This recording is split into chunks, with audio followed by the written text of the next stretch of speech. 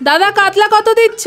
গোটা 400, কেটে নিয়ে 450। কি বলছো? 450? এই তো 300 টাকা দিয়ে নিয়ে গেলাম। নিয়ে যাও, না না না, এত দাম দেওয়া যাবে না, এত দাম দিয়ে কেনা যাবে না। আরে নিয়ে যাও, কেনা দামে দিয়ে দিচ্ছি। তোমাদের জন্য মনে হচ্ছে বাঙালি মাছ খেতেই ভুলে যাবে। এবারে পান্তা ভাত খেয়ে থাকতে হবে। দূর দূর দূর, মাছ কিনবো না। দেখ, সুপ্রভাত কলকাতা। সকাল তো হলো, তাই জীবনের ব্যস্ততাও ব্যস্ত হয়ে ছুটছে রেসের ঘোড়ার মতো। ব্যস্ত মানুষ, ব্যস্ত গলির মোড়, ব্যস্ত দোকানপাট, ব্যস্ত বাজারহাট, সবাই ব্যস্ত। আর এই কলরবের মাঝে বাজার মূল্য যেন আগুন লাগিয়ে দিচ্ছে মধ্যবিত্তের বাজারের থলেতে। মানুষ চায় সুস্থ বাঁচতে, কি করেই বা সেটা হবে বলুন?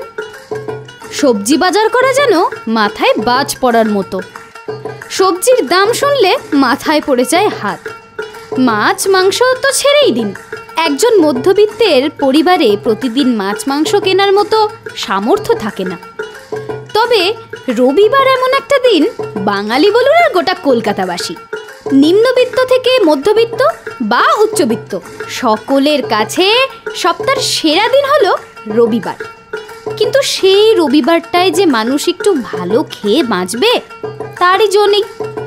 বাড়ির খুদেদের তাই মুখ ভার, মধ্যবিত্তের যেন কোনো বাজেটই নেই। এর শিকার শুধু খুদেরা নয়, এই দুর্মূল্যের প্রভাব পড়ে যায় বাড়ির বয়স জ্যেষ্ঠদের উপরেও। কারণ প্রতি বাড়িতেই 1-2 থাকেন যারা একাদশী পালন করেন। তাদের জন্য যে ফল মিষ্টি আনা হবে সেটাও আজকাল হয়ে ওঠে না। ফল মিষ্টির দাম আকাশ ছোঁয়া, তাই মধ্যবিত্তের এর নাগাল পাওয়া দায়।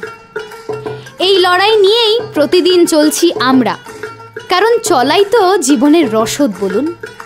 শত ঝড়ের মাঝেও চলতে হবে অবিরাম, কারণ অনেক হাসতে হবে, অনেক বাঁচতে হবে। সকলে সুস্থ থাকুন, ভালো থাকুন আর শুনতে থাকুন রেডিও ভেনাম। জেগে ওঠো কলকাতা।